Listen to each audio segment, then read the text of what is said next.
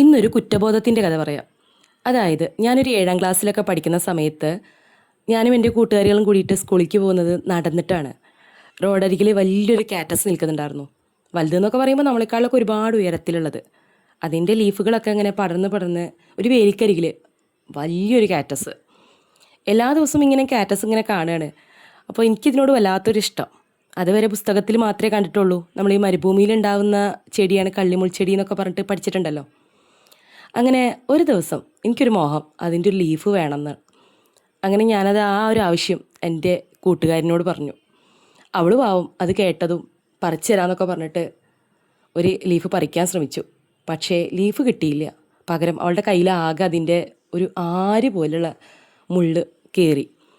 കടച്ചിൽ കൊണ്ട് കുറേ നേരം കൈയൊക്കെ കുടഞ്ഞു. ഞാൻ ആ മുള്ള് കുറേ ശ്രമിച്ച് എടുത്തു കൊടുത്തു. പാവം ഒരുപാട് വേദന സഹിച്ചു കേട്ടോ എനിക്ക് വേണ്ടിയിട്ട്.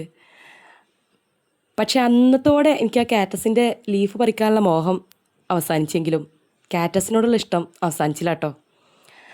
അന്ന് നമ്മൾ സാധാരണയായിട്ട് കാണുന്നത് ആ കൈപ്പത്തിയുടെ വലിപ്പമുള്ള ആ ഒരു ലീഫുള്ള കാറ്റസ് ആണെങ്കിൽ ഇന്ന് ഒരുപാട് വെറൈറ്റി ഓഫ് കാറ്റസ് ഉണ്ട് അല്ലേ. അപ്പോൾ ഞാനിങ്ങനെ നഴ്സറിയിലൊക്കെ ചെല്ലുന്ന സമയത്തും കുഞ്ഞു കുഞ്ഞു കാറ്റസുകൾ കാണും. ചില ഹോട്ടലിലൊക്കെ പോകുന്ന സമയത്ത് അവിടെ ഡെക്കോറായിട്ട് വെച്ചിട്ടുണ്ടാവും. അപ്പോഴൊക്കെ ഒരു മോഹമാണ് കാറ്റസ് വേണം എന്നുള്ളത്. അങ്ങനെ ആ മോഹം ഇന്നിതാ ഒരു കല്ലിൽ ഞാൻ പണി തീർക്കാൻ കേട്ടോ.